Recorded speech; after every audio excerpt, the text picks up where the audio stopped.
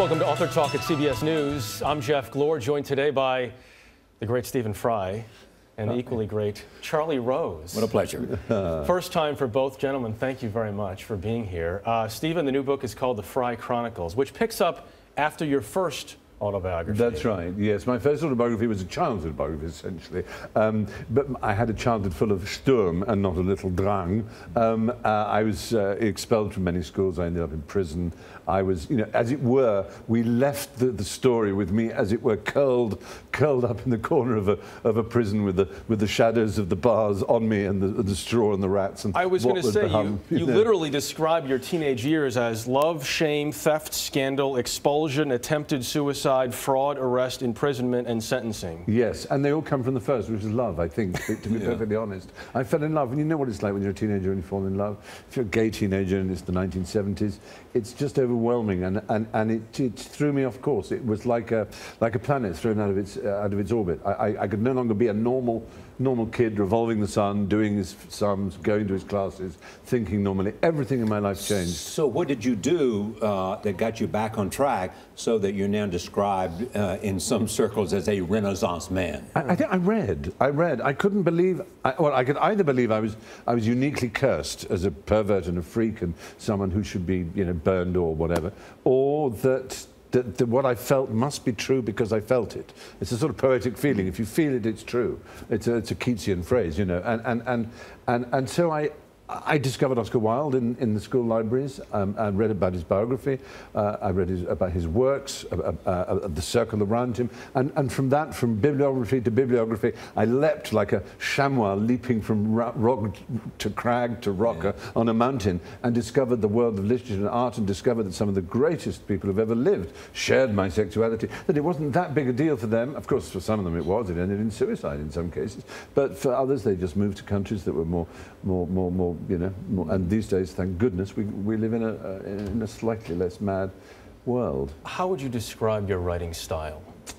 I think exultant, exuberant, probably overdone. I love language so much that some people would regard it as showing off, because I love new words, so I will pepper it with words that might have people going for the dictionary. But I love writers like that. Anthony Burgess was like that. You know, and I love language itself, the stuff, the crunch of it. I like hearing the sound of the tip of the tongue hitting the teeth. But you know what else you love? You love technology. You're an avid tweeter. Yes. Yeah. Does that impact a sense of, for people who want to use language, want to appreciate language, want language to be cherished? It seems like a contradiction. I would urge people to read the letters of, I think, one of the greatest letter writers who ever lived, Lord Byron, whom no one would call illiterate. Yeah. And he wrote for the same reason that we do and have done in text and tweets, with enormous numbers of abbreviations. Yours was YRS and things Telegram. like that. Telegram's language, because paper was, to send a letter from Italy to where he spent a lot of his time to England, was a huge amount of money. So we covered it. I mean,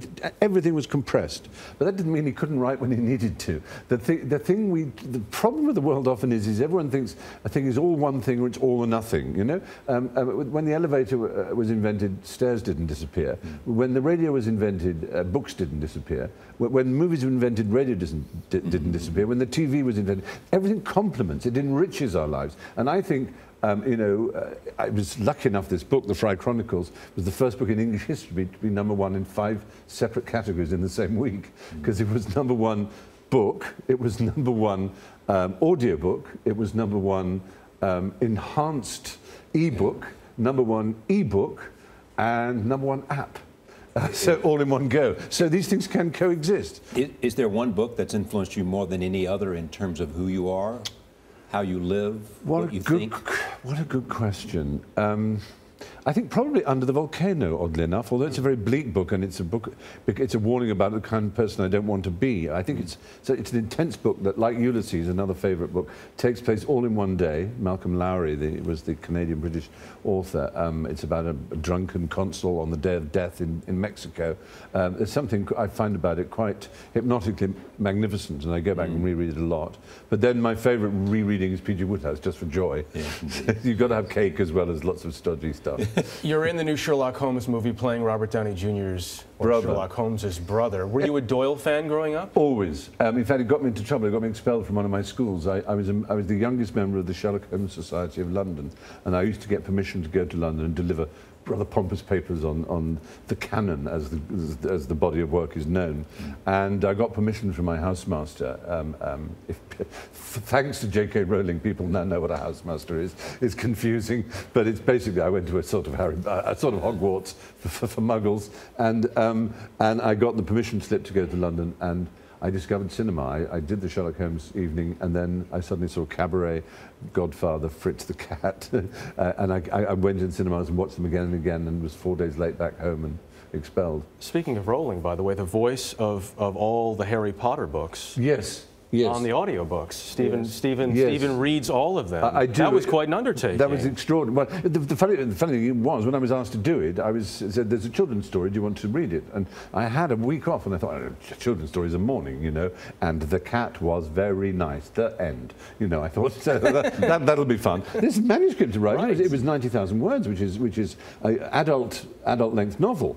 I started reading it, and I thought, this is quite fun. It's about a boy who turns into a wizard. So I said, okay, I'll do it. It'll probably take 2 days though. So in the studio. So I go into the studio and I meet this very nice girl, and I said, well done. It's a really good book. And she said, thank you. She said, I've written a second one. I said, have you? Well done, you. Jolly good. And then slowly, by the third one, I was becoming aware that I was in the middle of one of the great literary phenomena of our age. Yeah. And she told me a story. There's briefly time for it, which is quite an American story. It was her first American visit, which I think may have been on the 4th book. And there was a huge line outside the shop. I mean, vast. There were like sort of, people went and counted. There were 50 boys dressed as Harry Potter with scars on their foreheads and glasses. There was even one woman with a big portrait round her, who was the fat lady in the portrait.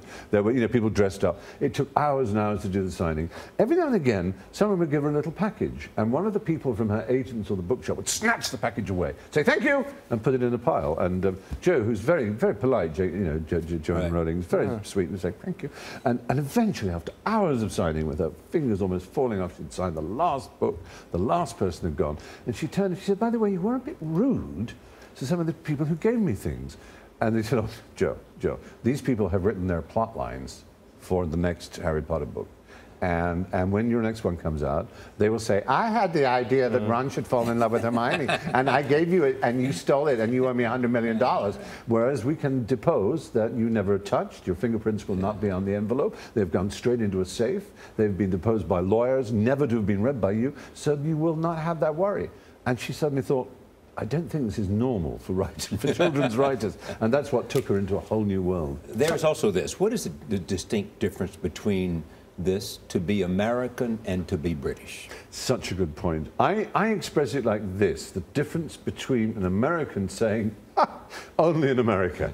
That usually means something mad, insanely ambitious, wildly kooky, funny, engaging, optimistic, absurd has happened. You kind of go, God, only in America. If someone says, only in Britain, and it means it's something grey, miserable, involving a long queue and deep inefficiency. You have a point.